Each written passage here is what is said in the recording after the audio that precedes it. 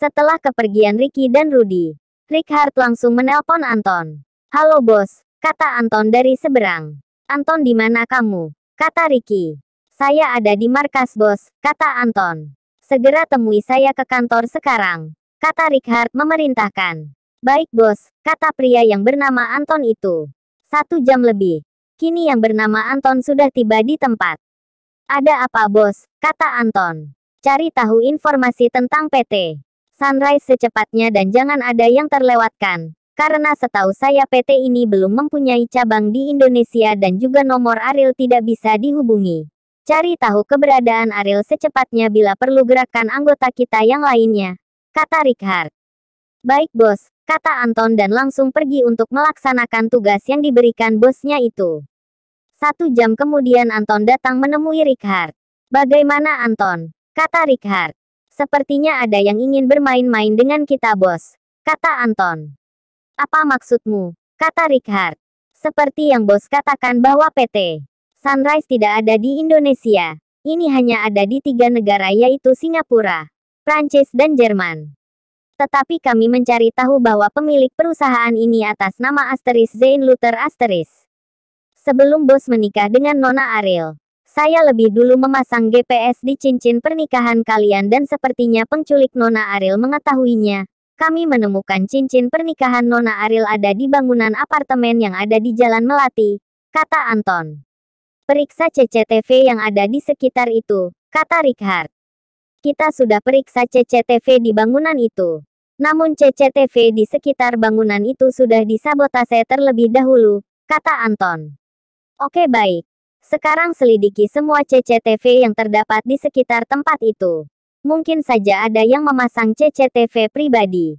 Dan siapa tahu salah satunya menyorot Ariel," kata Richard. "Baik bos," kata Anton menelepon seseorang.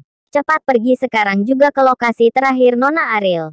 Segera hubungkan semua CCTV yang terpasang di sana bahkan CCTV pribadi pun ke lokasi markas kita. Dan kabari ke semuanya. Sepertinya kita hari ini harus lembur ekstra," kata Anton. "Mari kita ke markas," kata Richard. Setelah mereka tiba di sana, Richard memperhatikan semua monitor komputer yang di hadapannya dengan teliti. "Berhenti," kata Richard karena dia melihat seseorang bersama dengan Ariel. "Cari tahu tentang pria itu. Dan jangan sampai dia curiga pada kita," kata Richard. "Baik bos," kata Amir salah satu anak buah Richard. Tidak lama seseorang menelepon Richard. "Halo bos.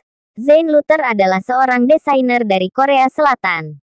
Dan dia teman dekat Revan dan juga Nona Ariel," kata orang tersebut. "Amankan Zain sekarang juga ke markas kita. Tahan pria itu sebisa mungkin. Jangan meninggalkan jejak.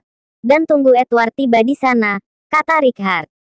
"Baik bos," kata orang tersebut dari seberang. Kemudian Richard menelpon Edward. "Halo kak," kata Edward. "Edward, kamu berangkat ke Korea sekarang juga," kata Richard. "Ada apa kak? Kenapa buru-buru?" kata Edward. "Cepatlah Ariel diculik," kata Richard. "Apa? Siapa yang menculik kakak ipar kak?" kata Edward. "Aku juga belum tahu pastinya. Mungkin Revan. Cepatlah.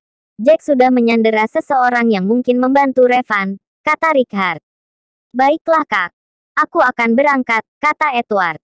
Setelah pembicaraan mereka terputus, kini Amir menelepon Richard. "Bos, saya sudah berhasil meretas HP pria tersebut. Dan sudah terhubung. Kita bisa mendengar pria itu jika berkomunikasi dengan siapapun," kata Amir. "Baik, kerja bagus. Awasi dia terus," kata Richard. "Baik bos," kata Amir. "Bos, lelaki itu menerima telepon dari seseorang," kata Lukas yang bertugas khusus operator komputer. "Sambungkan padaku," kata Richard. "Baik bos," kata Lukas. "Ada apa Tuan Revan?" kata pria tersebut. "Bagaimana? Apa sudah ada pergerakan dari Richard?" kata Revan. "Sampai saat ini belum ada Tuan," kata pria tersebut. "Baiklah. Berarti dia belum terpancing denganku. Sekarang bawa beberapa orang. Pergilah ke rumah kediaman Richard. Bawa anaknya beserta ayahnya ke hadapanku," kata Revan. "Baik Tuan," kata pria tersebut. Setelah mendengar pembicaraan Revan dan pria tersebut, Richard langsung menelepon Rudy. "Rudy, cepat bawa Ricky dan Papa ke markas kita yang ada di Papua sekarang juga. Gunakan penyamaran dan nama palsu kalian. Di bandara sebuah pesawat sudah menunggu kalian dan di sana seorang pilot sahabat Ariel bernama Hans sudah menunggu, kata Richard. Tapi kenapa buru-buru bos, kata Rudy. Cepatlah Rudy. Kita tidak punya waktu. Tinggalkan semua alat komunikasi kalian. Jangan membawa apapun itu yang berhubungan dengan identitas kalian bertiga, kata Richard. Tapi kenapa ke Papua bos? Ada apa ini sebenarnya? Kata Rudy. Hanya di Papua markas kita yang tidak diketahui Revan. Sepertinya Revan mengajak perang. Dan berjanjilah padaku. Apapun yang terjadi padaku nanti. Tolong jaga ayah dan anakku, kata Richard. Bos, kata Rudy yang sudah meneteskan air mata. Cepatlah Rudy. Mungkin Revan sudah menggerakkan anak buahnya untuk menculik Ricky dan juga papa sekarang, kata Richard. Baiklah bos. Jaga dirimu, kata Rudy. Setelah pembicaraan Richard dengan Rudy berakhir, cari tahu lokasi terakhir Revan, kata Richard. Baik bos, kata Lukas. Setelah beberapa detik, Lukas menemukan sesuatu. Bos, lokasi Revan untuk saat ini ada di Bali, kata Lukas. Baiklah, Anton. Gerakan anggota. Kita berangkat ke Bali sekarang, kata Richard. Baik bos, kata Anton. Bos tunggu dulu. Anak buah Revan menelepon, kata Lukas. Sambungkan padaku, kata Richard. Bagaimana? Apa kalian berhasil? Kata Revan. Tuan. Sepertinya Richard sudah bergerak lebih dulu. Dia sudah membawa anak dan Wilchad kabur, juga pria tersebut. Apa? Cepat, cari mereka sampai ketemu, kata Revan. Baik tuan, kata pria tersebut. Ada apa ini? Kata Lukas. Ada apa Lukas? Kata Richard. Dalam waktu 40 detik Revan berpindah lokasi, kata Lukas. Apa? Bagaimana mungkin? Kata Richard. Sekarang posisi Revan ada di Paris, kata Lukas. Tunggu dulu tuan. Mungkin Revan ingin mengecoh kita. Dia sengaja menggandakan beberapa nomor kartnya agar dia bisa mengecoh kita lebih mudah. Mungkin dia berpikir Tuan akan membagi beberapa anggota Tuan. Setelah kita berpencar maka Revan akan lebih gampang untuk menghabisi Tuan, kata Lukas menjelaskan. Mendengar itu Richard sudah sangat emosi. Mengingat Revan juga memiliki geng mafia yang mempunyai anggota yang banyak juga.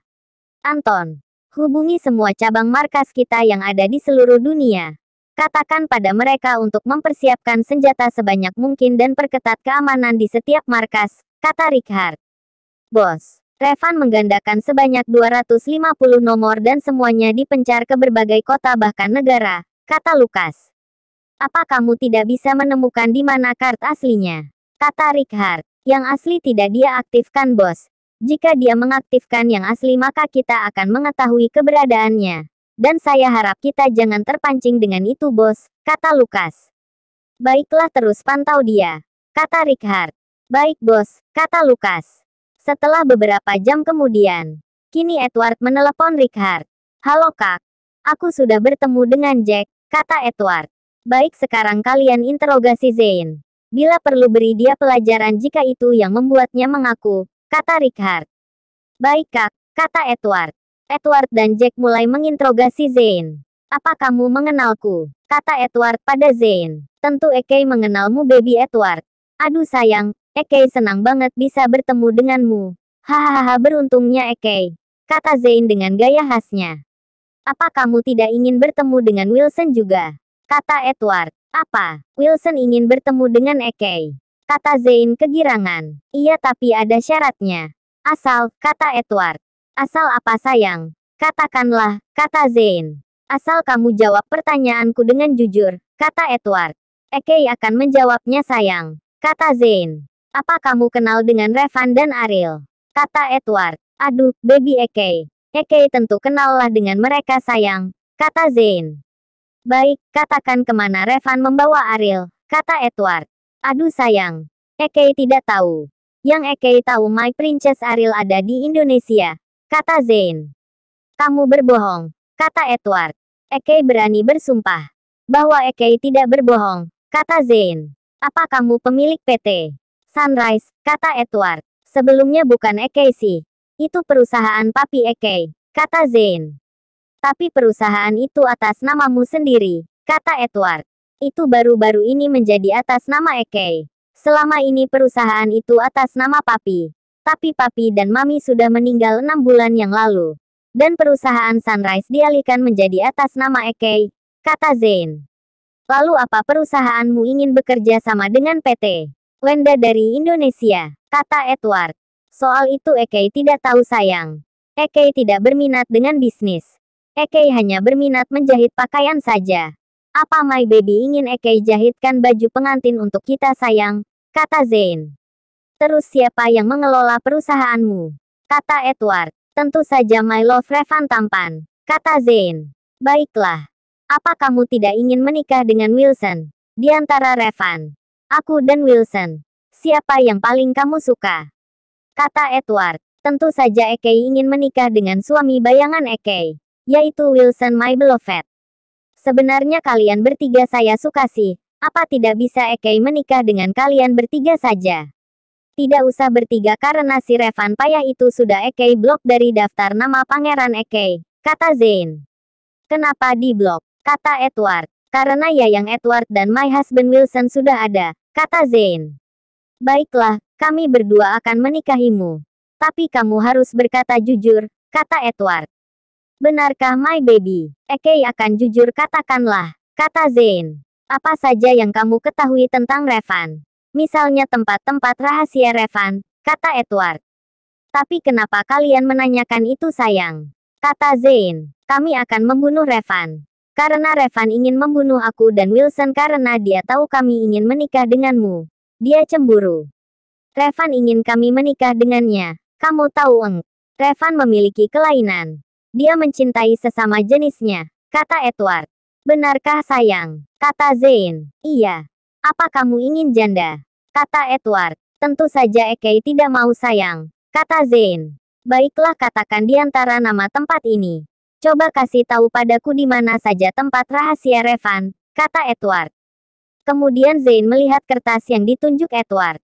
Semuanya ini tempat rahasianya Revan, kata Zane. Apa kamu yakin semua kota ini tempat rahasia Revan sudah ada di sini? Apa tidak ada yang tertinggal? Kata Edward. Kemudian Zane kembali memperhatikan kertas tersebut. Dubai, iya Dubai tidak ada di sini sayang. Padahal itu kan tempat rahasia Revan. Dan bahkan di sana pusat kelompok mafia Revan, kata Zane. Apa kamu yakin? Kata Edward. Iya, Revan mempunyai pusat anggota komplotan geng hitam terbesar di sana, kata Zane. Oke baiklah. Setelah ini aku dan Wilson akan menikahimu, kata Edward dan langsung pergi meninggalkan markasnya. Kalian hati-hati suami-suami Eke. Semoga berhasil, kata Zane. Edward menelepon Richard dan mengatakan kemungkinan Revan ada di Dubai. Anton, kumpulkan semua anggota kita dan katakan kepada mereka secepat mungkin kita semua berkumpul di Dubai. Dan katakan kepada mereka untuk meninggalkan beberapa anggota menjaga markas, kata Richard. Baik bos, kata Anton. Dan bersiaplah kita dan beberapa anggota berangkat ke Dubai sekarang juga. Kita semua berkumpul di markas kita yang ada di Dubai, kata Richard. Baik bos, kata Anton.